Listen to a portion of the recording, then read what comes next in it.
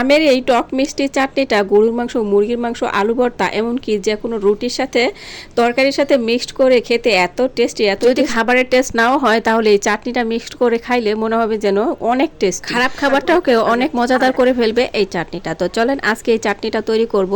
টক মিষ্টি এই চাটনি বানাতে আমার কিছু আম লাগবে, সেজন্য আম গাছে চলে আসছি। আগে তো কত আম গাছে উঠতাম, কিন্তু এখন আর উঠতে পারি না। যাই হোক, একজনের সাহায্য নিয়ে আমি গাছ থেকে এই কাঁচা কাঁচা আমগুলো পেরে নিলাম। আর এই গাছের আমের বোটাগুলো এত নরম যে একটু বাতাস পড়লেই চুরচুর করে পড়ে যায় আর সামান্য একটু পোকাও হয়ে যায়।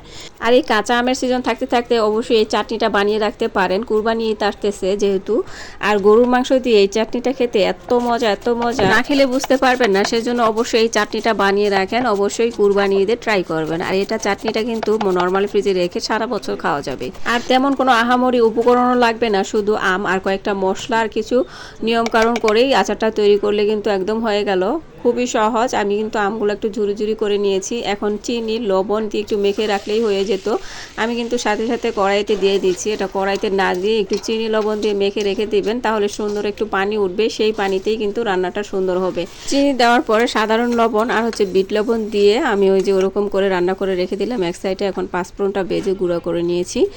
আর এখন যেহেতু পানি ওঠে নাই, সেই জন্য একটু সামান্য পানি দিয়ে গুড় দিয়ে তারপরে নেড়ে চেড়ে গুড়টা নরম করে দিয়ে দিলাম জাল করে রাখা যে আমের ব্যাটারটুকু দিয়ে এখন ভালো করে নেড়ে চেড়ে নেব আমের সাথে আর গুড়ের সাথে ভালো করে মিশিয়ে নিব। আর যে মশলাগুলো আছে সেগুলো আস্তে আস্তে মিক্সড করে দিব। দিয়ে দেবো একটু মরিচের গুঁড়া, দিয়ে দেবো একটু হলুদের গুঁড়া। এগুলো দিলে একটু সুন্দর রং আসবে আর একটু টেস্টও বেড়ে যাবে। মরিচের গুঁড়া অল্প করেই দিলাম, আমার কাছে আচারের মধ্যে অতটা ঝাল ভালো লাগে না। দিয়ে দিলাম পাঁচফোড়ন গুঁড়া।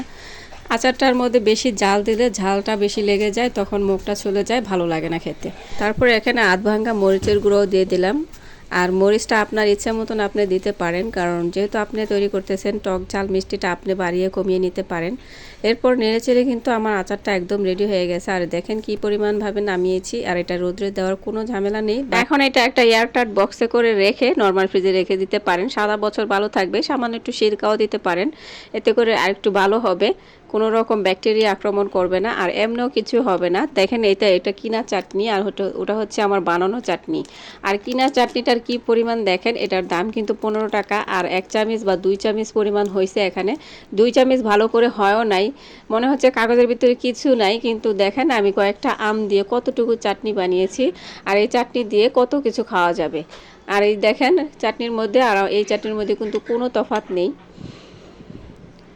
তো অবশ্যই ট্রাই করবেন এরকম বাসায় তৈরি করে খেতে আর সবাইকে খাওয়াতে। সবাই কিন্তু এটা অনেক পছন্দ করবে, অনেক পছন্দ করবে, আর এটা খেতে অনেক টেস্টি। যাই হোক, আজকের মতো আমার ভিডিও এই পর্যন্তই। ভালো লাগলে একটা লাইক দিয়ে সাথে থেকে যাবেন। আসসালামু আলাইকুম, আল্লাহ হাফেজ।